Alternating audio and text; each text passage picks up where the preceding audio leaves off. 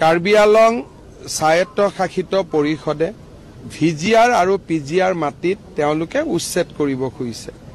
উচ্চ ন্যায়ালয়ে স্থগিতাদেশ দিছে।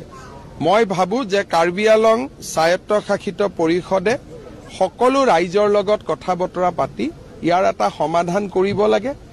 অসম চৰকাৰ কাৰ্বি আংলং স্বায়ত্তশাসিত পৰিষদৰ লগত আছে আৰু আমি সকলোৱে মিলি প্ৰচেষ্টা কৰিব লাগে যাতে পাহাৰীয়া জিলাখনত শান্তি আৰু সমন্বয় অব্যাহত থাকে। বাংলাদেশত হোৱা ঘটনাই আমাৰ ৰাজ্যখনক নিশ্চিতভাৱে চিন্তিত কৰি তুলিছে। শেখ হাছিনা চৰকাৰ অহাৰ আগতে উত্তৰ পূৰ্বৰ আটাইকেইটা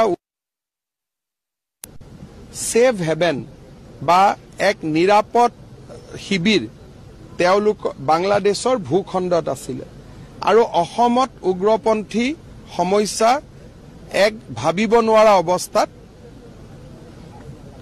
অৱতীৰ্ণ হৈছিল। বাংলাদেশত যোৱা 10-15 বছৰৰ এটা যি চৰকাৰী ব্যৱস্থা চলিছিল তাৰ ফলত উত্তৰ পূব সুৰক্ষিত হৈ আছিল। কিন্তু আজি বাংলাদেশৰ অস্থিৰতাই আমাক চিন্তিত কৰি তুলিছে।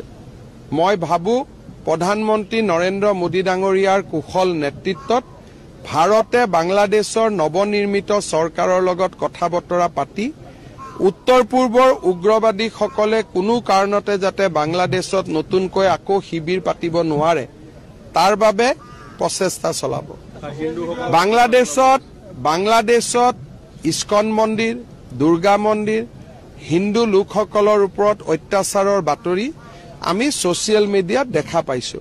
কিমান সঁচা কিমান মিছা তাক কোৱাটো আমাৰ বাবে উচিত নহয়, কাৰণ এই ক্ষেত্ৰত जितु राजहुआ स्टेटमेंट बा ऑफिशियल स्टेटमेंट भारत सरकारों वैदेशिक परिक्रमा विभागे दिव।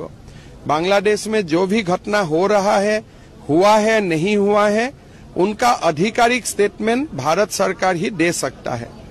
किंतु मैं एटाई अनुभव करिसु जे এই ধৰণৰ যদি অসহিষ্ণু সঁচাকৈ যদি ব্যক্তি আমাৰ অসমৰ ভূমিটো আছে 2041-45 যেতিয়া অসমত হিন্দু সমাজ সংখ্যালঘুত পৰিণত হ'ব তেতিয়া আমি কি ধৰণে পৰিবেশৰ লগত মোকাবিলা কৰিম এই চিন্তাই মোক যথেষ্ট আমনি কৰি আছে।